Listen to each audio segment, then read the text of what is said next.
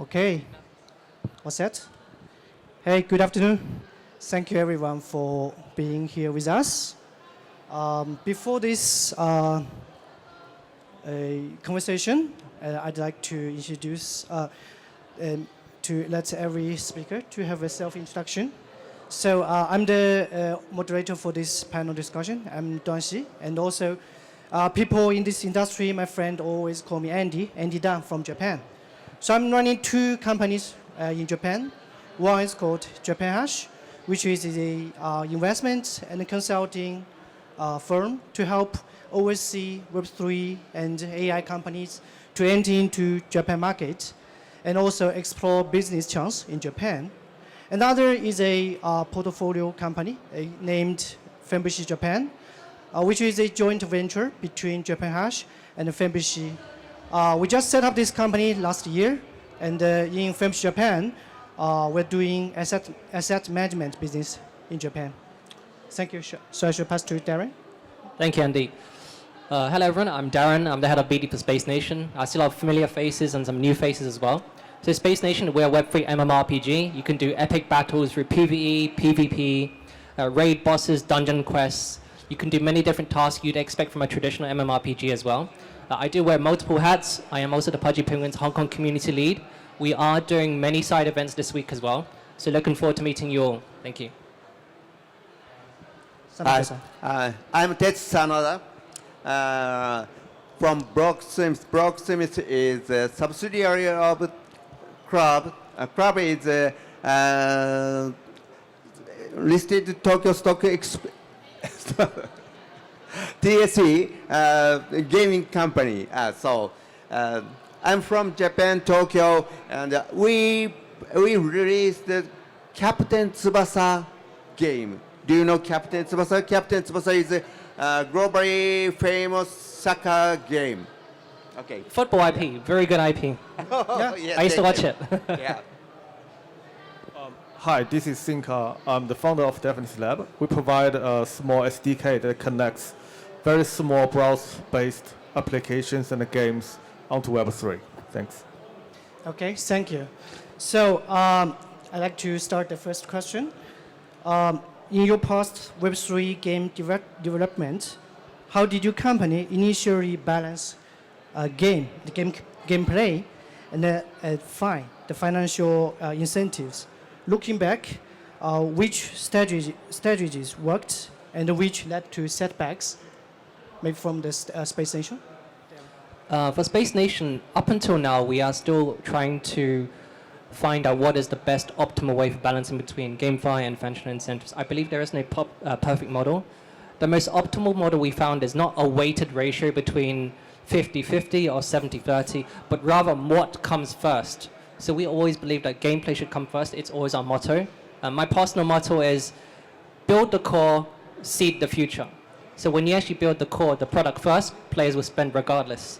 What strategies we used to bring in players? We actually made sure that people play until level 20 before you can make a penny from the game. So by this time you reach level 20, you would have experienced how to actually trade on a marketplace, how to do PvP, how to farm, how to trade. So when you've experienced all the features in the game, this is when you can decide, should I continue to pay or not? So that's one strategy we did. The second thing we did is that our game is actually not free to play. You have to play the game. So we understand not everyone is willing to play a game where you have to invest first. So what we did was we gave everyone free NFTs. You can have these NFTs, these spaceships, and play for the game for 4 days. Again, when you experience this game for 4 days, you can experience the full spectrum of Space Nation, of how to play, how to enjoy the game, how to find it as entertaining as you'd expect. So that's our first one. This way, when we make it gated, you have to pay to play, we filter out all the farmers, all the token grinders. So everyone that plays our game is the target audience that we're expected. We want the people to play our game unconditionally.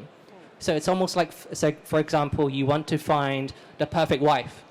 You can't find the perfect wife without first having the girlfriend. So you need that journey to find the right audience. A good sample. Thank you. Hi. We made Captain Tsubasa game many times. I I can make a comparison with Web 2 game, Web 3 game. I can speak my experience. So we made Captain Tsubasa game at first by browser game, and the second we made Web 2 game for iOS and Android OS, and then we made Captain Tsubasa Web 3 games. Our Web 2 Captain Tsubasa games downloaded by 200 million download globally. But Web 2 Captain Tsubasa can't exceed 1% of that number of Web 2 games. So this is fact of Web 2 games. So, okay. Okay. So Senka. Hi. Since our narratives mainly focus on very small browser games, and I divide our players into two categories. One category is free players that they do not actually spend anything on playing the game, and another category that players that actually deposit their tokens to gain yield via playing the game. So for the players that satisfy the second category, they eventually make a betting based on the coin price and the yield, right? So if the speed of accumulating the yield is somehow can cancel the drop of the price of the coin, then they get some kind of beneficial rewards. But for free players, it's very hard to actually accumulate a yield because what they have invested in the game is neglectable comparing to those who actually stake quite a lot of coin in the game. So what they collect is something based on how luck they actually play in the game. They might just playing about 20 to 30 minutes, and if they're lucky enough, they collect some material that is useful for the second category players to actually increase their yield. So the value they created is by continually trying their strategy to be lucky enough to get the material that can be sold to the secondary players. And eventually, we would like this kind of small browser games to have a balance so that the speed of new player acquisition, the speed of the coin price decline somehow can match the speed of the yield increase.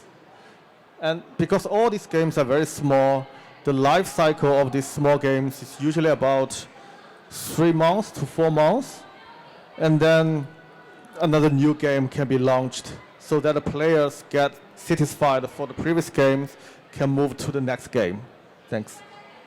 Seems our speakers have different approaches. Good to hear that. And so the next question will be, what was the biggest challenge you faced in the Web3 game business? Was it player retention and unsustainable economic model, or external factors such as market volatility or regulatory pressure? Start from Darren. We faced two major challenges. One was the nature of our game. Our game was actually PC-based. So this actually filtered out, or actually locked away 90% of all the player base in Web3 gaming. A lot of games actually on mobile or browser games, but definitely not PC. Yeah. So for us, you had to download a launcher. And then when you download the launcher, you have to up the game with at least 20 gigabytes of patches. So this actually stopped many gamers coming to our game as well. So sure. onboarding was a major issue Yeah. because of this nature. I think onboarding is one thing. Retention is also the hardest, and I speak on behalf of many Web3 games as well. You can onboard 1 million players, but on day 2 you can lose 900,000 players as well. No. So we need to find ways how to retain users. So first we had to come up with many different strategies. So giving incentives, token incentives, when you farm tokens as well, this would actually ensure players will play the game to some extent. We did very well. We had a very good retention rate of 60% on the first month of our game. Oh, amazing. So we can sustain the hype, but we cannot sustain the momentum for very long. So we had to come up with very different strategies. Giving away NFTs, giving away tokens, there's only so much we can do. But what we need to do still, regardless, is focus on the product. So again, we stuck to our motto, build the core, seed the future. Thank you for sharing. Sanada-san? Yeah. Most challenging, most hardest things for us is potential target users for Web3 is too small. The number of potential users for Web3 is less than 1% of Web2 or mobile game. That's why the budget of Web2 games development is has to be less than 1% of Web2 or mobile game. It's very hard. Web3 guys, this industry guys says there is NFT and token in the Web3 world. But that is reason for crafts of Web3 game token. Yeah, I think so. Okay, so the Web3 users compared to the mobile game users and Web2 game users, the Web3 game users, the market is just too small. So you have to make you have to adjust the cost to develop the Web3 game. Yeah. Okay, this is very from a business perspective thinking. So, Thinker, what do you? Hi. I think the hardest part for our business is that you need to convince that it is a little bit more fair to play financial games than play pump and dump games on meme trading. Right? Because I think most of the traders these days are get used to pump and dump style meme coin TradingFi in Web3. Right? Because you play a meme coin, then you get maybe 10 or 20 times reward by the pump, right? But to convince the users that the GameFi of yielding is another good choice, is try to convince them that the meme coin pump and dump gaming somehow a game might get rigged by the whales, right? By the market makers. So we're selling, maybe it's an illusion or maybe it's real, but we're selling an idea that if you play the GameFi games, then the game ecosystem, the game tokenomics not rigged like meme coin, pump and dump game, right? You get some kind of statistics, the math that you can do yourself to find the best strategy, and then get stable reward based on your staking and invest. So that's why most of our ecosystem games are manual games, number games, and yielding games. Thanks. Okay. So for the next question, maybe you have already speak out your opinion, but I'd like to again, I have to ask the next question that in your view, does GameFi success rely more on engaging gameplay or on financial models that attracts investors and players? I believe your answer will be like make the best product. But again, please answer this question. Yeah, it would be still to make the best product available, but you do need a very good MVP to attract the investors. If you don't have a very good MVP, the investors won't even look at the game. I think nowadays when we try the game, we always think to ourselves, is this going to be a rug pull? Will the game die in like 2 months or half a year or even a year? Because not many games really make it after TGE. It always has this pattern as a correlation that after TGE, the products seem to fail. It's because they do not have the right product market fit. They do not focus on the game or the gameplay. So for us, we have to focus on the core in order to move forward. So by focusing on the core, you would have players that actually play the game through unconditional values. You play the game regardless of market conditions, or regardless of the token model. If you look at games like Off the Grid, people play Off the Grid because it's on PlayStation. They don't even see the NFT values. They don't even see the tokenomics. They play the game because they actually enjoy it. It's a very good AAA console game. So for us, I feel if we all focus on the gameplay, we'll be moving to much better heights. Right now, I feel the market is overpopulated with KOLs promoting the token, and that's why people buy the tokens, not because of the game. So it became very toxic. So for us, for the industry as a whole, we all need to move forward together as one. So engaging gameplay is always going to be the best. If you look at now, we're now entering the era where attention is the new currency. Because we're not fighting just to become the best game. We're fighting to actually try grab your time. We all watch Netflix, Amazon, Prime TV. We have console games, we have PC games. How can you take their 1 or 2 hours a day? So you need to have amazing, engaging gameplay to take away their time and bring it to your game. Thank you. Very brilliant idea. And Sanada-san? Yeah, of course, financial model. As I mentioned earlier, a size of Web3 gaming industry. This size allowed us budget to making a rich game, making a highly engaged game. It's very difficult. So I think financial model is important. Well, we see different opinions, but I like to see that. Because you both are making games, right? And different games, PC games and Web3 games. So, wow, I think that we're going to have a much hotter topic. So, Sinka, what about your opinion? Yeah, just as I said, that I think currently Web3 games has to compete with the meme market, right? The dump and pump meme market, because people always saying that the DeFi is the best game in Web3. So you can treat DeFi as a game, right? Everyone that pumps the meme and dumps the meme and get benefits from the market is somehow playing a game that is widely get accepted by the Web3 audience.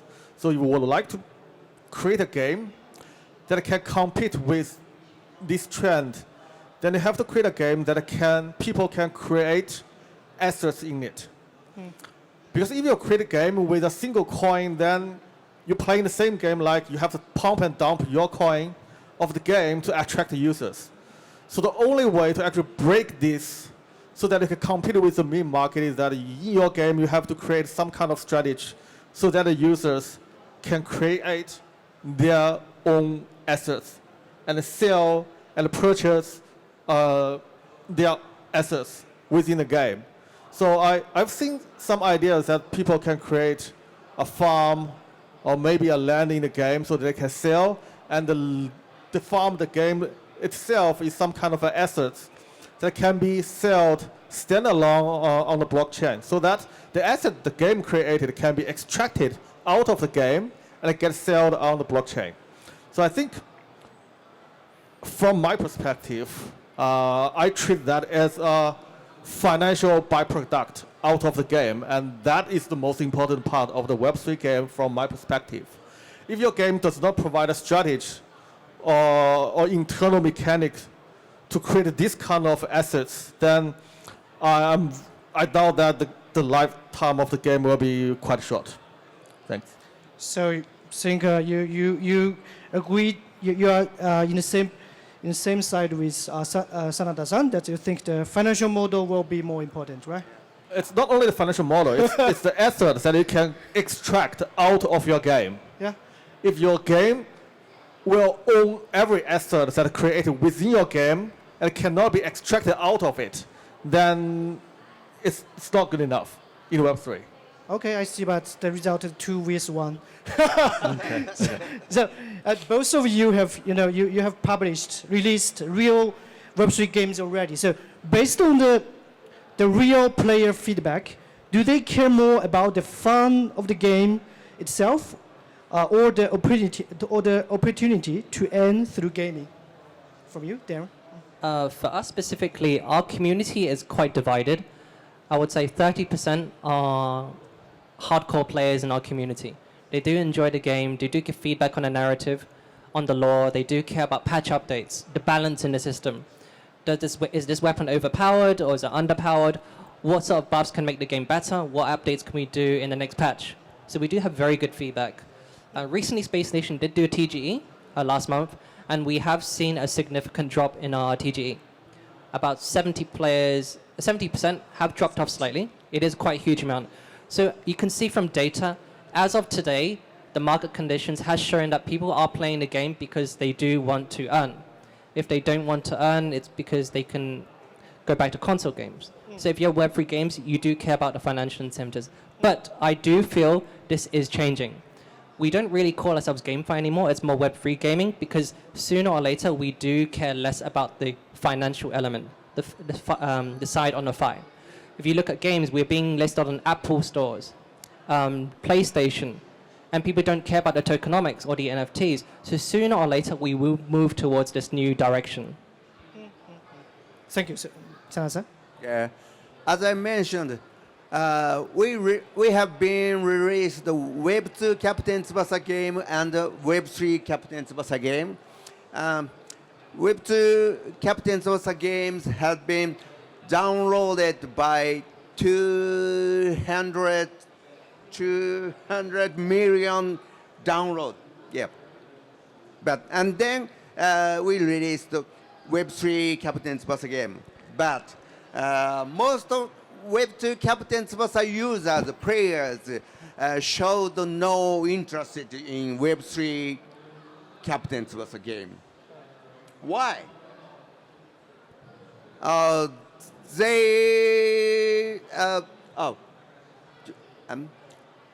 Who played Web3 Captain Tsubasa? Oh, that answer is people are interested in making money. Oh, this is a fact. Yeah. Can I ask a question that the users of Tsubasa Captain, you mentioned the number of users, are they mainly from the Japan or the global users? Global users. Oh, I see. Thank you. Shinka? I do not have any game that has a very large number of players. But what I observed is that the people playing the game in Web3 are only two categories. The first one is gaming players who cares about financial yield. And the second category are financial players who actually would like to have more fun in Web3. So we cannot avoid talking about the financial issues and the yield in the game. And I still insist that if you would like to have a game that can last longer than other meme coins or other coins, is that you provide a mechanic so that people can create their own assets in the game. So that will give the people some kind of expectation that even if your game dies, right, the asset they create can still live long enough, just like other mainstream coins. Otherwise, people will have the expectation that the asset that they gain and created from within the game will die with your game, right? Which is not a very good expectation. So what we're trying to do is that we provide a kind of SDK or platform so that when we actually migrate the Web 2.5 games to Web 3, we provide a mechanism so that people can create different assets out of the game. And they can promote their own assets. Maybe they pay some kind of gas fee from the game native token, but they have to create an asset that of their own so that they can put enough efforts to promote not only the game coin, but the asset that they create from the game. Thanks. Thank you. So let's face the reality. I mean, under the current market conditions, several Web3 gaming projects are exploring new directions. Have you considered pivoting to new strategies? If so, Are you focusing more on game design, or maybe not game, or exploring new economic models such as play to own or decentralized governance? Have you considered about changing direction? We do understand that Web3 is all about the next narrative. Narratives is what drives Web3, it drives speculation, and I feel that a lot of people are focusing on AI or AI gaming, and which does make sense, it is the next hype, but I feel we cannot always be chasing the next hype. What if AI gaming is not the hype anymore after 6 months? Then do you have to pivot again? So if you keep chasing hype, it's like trading. If you chase the waves, you will always lose money. So I feel we should not be chasing hype. We will continue to explore new narratives in a way it's beneficial for the game long run. So things that we're exploring right now is dynamic NFTs. So NFTs actually evolve over time the more you play the game. So if you actually have a spaceship in our game, its appearance, the skin, would actually look more cool, it would look more stronger. The weapons you accumulate in our game would actually evolve over time. So the more the player progresses, so does your NFTs as well. So this is something people would like to buy regardless. If you play any mobile games, you'd buy skins just for the aesthetics alone, just because it looks good. So these are things that we're actually exploring. So I don't recommend we should chase narratives, but focus on the long-term benefits of the product. I see. So basically the same direction for NFT and the Web3 game. Okay. Yes. So Sanada-san, do you have new directions? Yeah, we have 3 strategies. One is non-Web3, non-game users are also targeted. Yeah. And number 2, revenue from outside the ecosystem. And number 3, RWA type gamify. RWA type gamify. Yeah. Okay. These are our policy. So can you give us some example of what kind of RWA, what kind of real world assets? Now we are release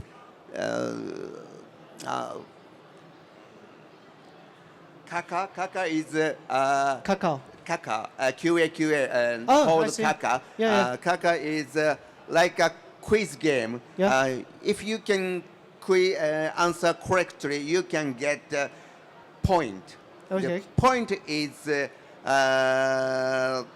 changed into our cryptocurrency, but also Amazon gift or something like that. Okay. And our cryptocurrency is based on point like that Amazon gift. So not stable coin, but like a stable coin. Oh, I see. So yeah, and I guess a lot of audience are not familiar with the point in Japan. So point is quite widely used traditional asset in Japan. So a lot of shops, departments, every small shops have their own points. It's a very, very interesting thing in Japan. So for my answer, the RWA are the points, right? Thank you. Yeah, you're I right. think. Yeah, our strategy is that we would like to create games that can help people launch their own assets, just as I repeat it again and again. And this is not very easy because if you design a game and people use your game strategy to launch a token, you have to provide strategies for this token can be connected with the Web3 DeFi system. Right? Just for example, you have a open world farming gaming, and someone create a small farm, and they would like to accept trades based on their own launch token. Then you have to provide a strategy, so that the user can not only trading their assets in the game, but they can also trade their assets through the Web3 DeFi system. So that will require the game to provide APIs so that they can import, deport, withdraw external tokens from outside the game or from within the game to connect with other DeFi system. Yeah, that's what we are targeting at the moment.